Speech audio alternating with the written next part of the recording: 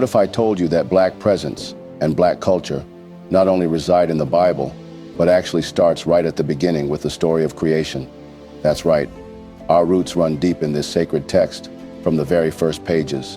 The narratives, characters, and origins within the Bible reveal a profound connection to Black heritage that has often been overlooked over the years. But while Western portrayals of Christianity have often obscured Black presence, the truth is undeniable and screams out to us in the very scriptures. The Bible has always been about Black history. So today, let's go on a journey together to explore the powerful Black presence in biblical history and reveal the glimmering truth that we have been part of this divine story from the very beginning. Kindly give this video a like to show your support, and let's begin this fascinating narrative. First off, we go to the very first chapter of the Old Testament, the book of Genesis. Here, right from the outset, we encounter the creation story, where God forms humanity from the dark soil of the earth. We meet Adam, the first ever man created by the divine. Adam was placed in the enchanting Garden of Eden, a paradise brimming with lush trees, vibrant flowers, and a multitude of animals.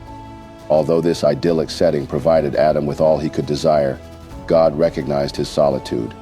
In response, he fashioned Eve from one of Adam's ribs, ensuring that he would have a companion.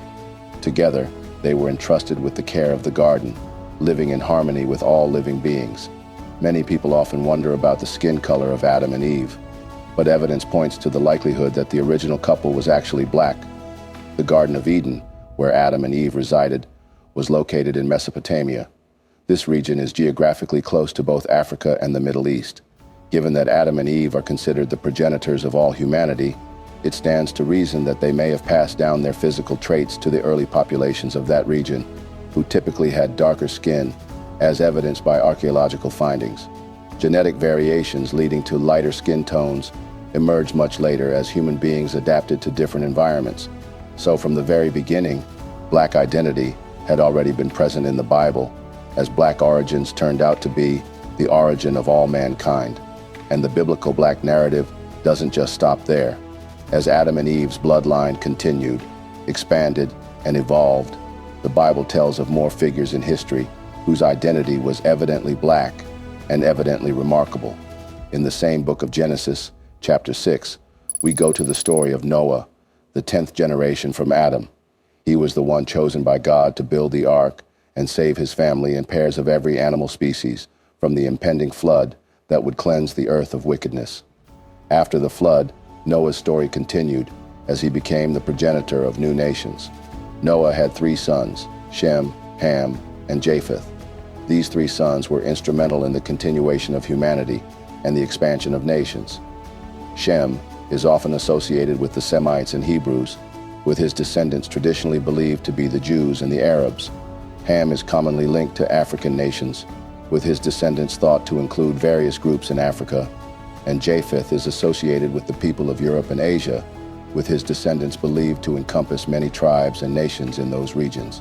But what if I told you that, despite the distinctions among these 3 sons, they all had darker skin, and that all nations were formed starting with darker skin? Research by Dr. Nathaniel Jeanson revealed a pattern in the human mtDNA that suggests the existence of 3 central nodes. These nodes indicate that the wives of Noah's sons, Shem, Ham, and Japheth, were likely the ancestral sources for all modern humans.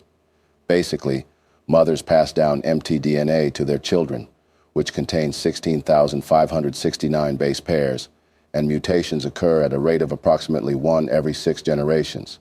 Through these findings, Jeanson was able to arrange mtDNA sequences from various populations into a tree-like diagram, confirming 3 distinct ancestral lines. From this information, it's completely plausible to say that we all came from people of color, and through the years, evolved to be the human beings we are today. So now, let's talk about how the 3 brothers from whom mankind originated were, in fact, men of color. Let's start with Shem, the ancestor of the Jews. Despite modern Jews being predominantly white, scientists discovered that Shem's Y-DNA is actually linked to a group called DE, which is often associated with Afro-Asiatic people. a group that includes both Africans and people from the Middle East. From this information, and the fact that early populations of the world were indeed darker in skin tone, it's reasonable to say that Shem, too, had darker skin, which would also mean that Abraham, the father of all Jewish people, was a person of color as well, derived from his lineage from Shem. So now, we can conclude that Shem, the ancestor of the Jews, was indeed a person of color. Let's proceed to Noah's second son, Ham. Ham is historically recognized as a progenitor of the African race and is associated with haplogroups A and B, which are connected to the DNA of African populations. Ham had 4 sons, Cush, Mizraim, Phut, and Canaan, all of whom had a huge influence on early civilization. Cush settled in the south of Egypt and became the ancestor of the black Ethiopians. Mizraim became the father of the Egyptians, whose nation was part of Africa. Phut settled in northern Africa, and Canaan settled in ancient Palestine, which is a part of modern Turkey. Canaan then became the ancestor of the Canaanites. Now, before we move forward, let's first talk about a very important issue tied to Ham's black bloodline, and that is the curse of Ham. Found in Genesis chapter 9, verse 20 to 27, the curse of Ham is often misunderstood. After the great flood, Noah became drunk and lay naked in his tent. Ham saw his father's nakedness and told his brothers, Shem and Japheth, who then covered Noah without looking at him. When Noah awoke and learned what Ham had done, he pronounced a curse on Ham's son, Canaan, saying that he would be a servant to his brothers. Over time, white scholars interpreted this curse to justify discrimination against black people, using it to rationalize the historical abuse and trading of black slaves. However, these white scholars failed to realize that all of humanity originated from black ancestry. It was only the thirst for power that divided nations. Canaan's descendants, the Canaanites, were eventually conquered by the Israelites, descendants of Shem's bloodline. In this way, Canaan's lineage did, in a sense, serve his brothers. However, the use of this story to justify the black slave trade is invalid, especially since humanity's origins trace back to darker skin tones. We all share black ancestry within our lineage. At the same time, other scholars argue that any curse placed by a mere mortal in that era would have been as ineffective as it would be today. After all, while Noah directed the curse at Canaan, Canaan still went on to become the father of 7 prosperous nations, including the Canaanites, Phoenicians, and Sidonians. Now that we've cleared this common misconception, let's move to talk about Japheth's lineage. Japheth is often associated with populations in Europe and parts of Asia, where haplogroup C can be found. As such, Japheth is frequently seen as the progenitor of the white race. While some people believe this is sufficient reason to conclude that Japheth was fair-skinned, a substantial body of evidence suggests otherwise. Scientists have uncovered that light skin pigmentation developed relatively recently in human history, approximately 4,000 to 10,000 years ago, primarily in populations living in northern latitudes. Meanwhile, the oldest human remains date to more than 200,000 years ago. This means that, for a much longer period of time, light skin pigmentation was not commonplace. Thus, despite Japheth being considered the father of the future white race, he would have been a person of color, as derived from his genes. These 3 sons, Shem, Ham, and Japheth, went on to produce even more remarkable figures, all of which were people of color. As mentioned earlier, Abraham, the father of all Jews, was a descendant of Shem, who was Afro-Asiatic. This makes Abraham and all of his close descendants Semitic Hebrew Negroes. That includes Isaac, the second patriarch of the Israelites, Jacob, the third patriarch whose 12 sons became the patriarchs of the 12 tribes of Israel, and Joseph, who rose to power in Egypt and was able to save his family from famine by bringing them there. After Joseph, there was Moses, who led the Israelites through the Promised Land. There was also Joshua, who oversaw the conquest of Canaan, Samson, who was known for his extraordinary strength and his battles against the Philistines, Gideon, a courageous judge who, with only 300 men, defeated the Midianites, and Samuel, the last of the judges and the prophet who anointed Israel's first kings.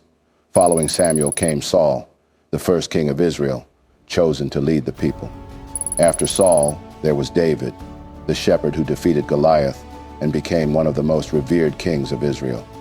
David's lineage continued with his son Solomon, famed for his wisdom and wealth, who built the first temple in Jerusalem, solidifying it as the religious heart of the Israelites.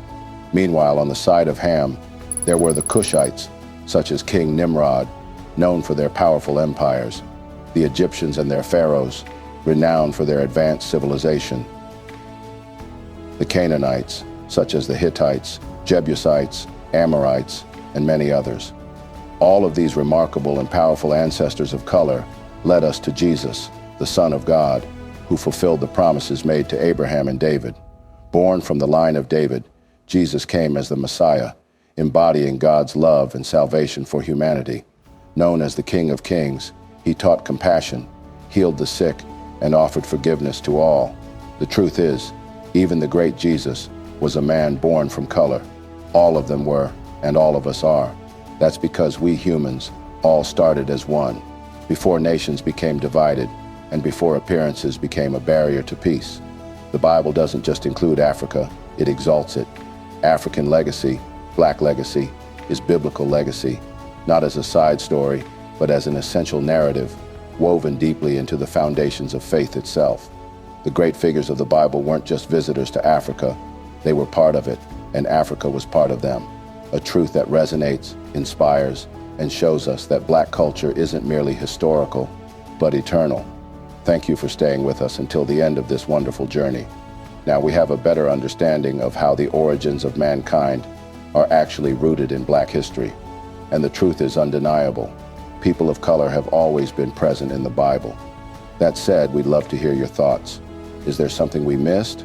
Or perhaps a personal perspective you'd like to share? Let us know in the comments below. Your input and time are deeply valued, and together we can continue exploring these profound stories. Give us a like if you appreciated this narrative, and subscribe so you could always be part of our insightful discussions. Thank you again, and see you next time.